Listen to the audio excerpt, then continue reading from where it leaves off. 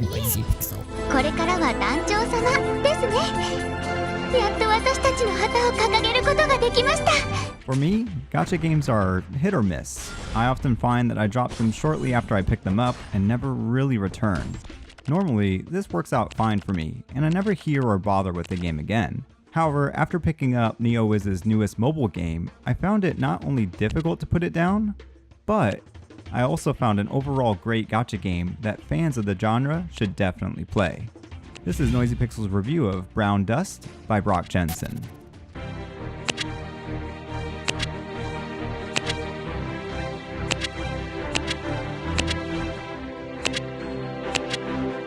Brown Dust has players assume the role of the son of Fabian, also known as the Master of Six Devils, who led a revolt against Emperor Altair II and split up the nations of Brown Dust.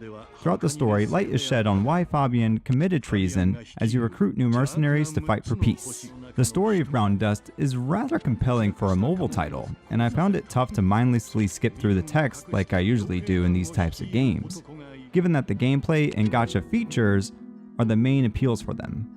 However, Brown Dust has some great moments of storytelling that only gets better as more characters join the party. Over time, a harem starts to begin to form around the protagonist, which led to some pretty comical situations. But I felt that the game didn't really need it, and it didn't play out naturally alongside the story. Players will need to hire mercenaries in the game as they fight against enemies.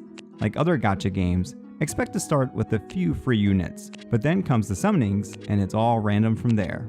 However, I actually didn't mind Brown Dust's drop rate as the game offers plenty of ways to power up low-level units who have grown on you. Each unit has its own strengths and weaknesses that do have an effect on how battles play out. For example, even the strongest mage can be rushed into battle because the enemy has suicide bomber units who can easily take them out. Battles require a certain level of planning and understanding units that I enjoyed a lot. The strategic depth offered in the battle system was enough to keep me interested in battle after battle, as I had to keep an eye on the win conditions of each map in order to progress. In the end, Brown Dust is a beautifully illustrated gacha game that I found many hours of fun in without spending a dime. There's no real shortage of things to do, with plenty of modes to sink some time into, including PvP and PvE modes that are separate from the main story.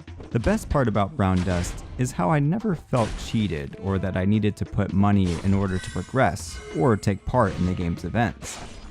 It didn't bog me down with notifications or ask me to pay money, it just let me run wild in the world and have fun. The amount of story, memorable characters, and deep levels of gameplay that Brown Dust offers is something that I didn't expect, and it just so happens that this is one of those gacha games that I'll be coming back to time and time again. Noisy Pixel is giving Brown Dust a 9 out of 10. Thanks for watching our review. You can read our full review at noisypixel.net.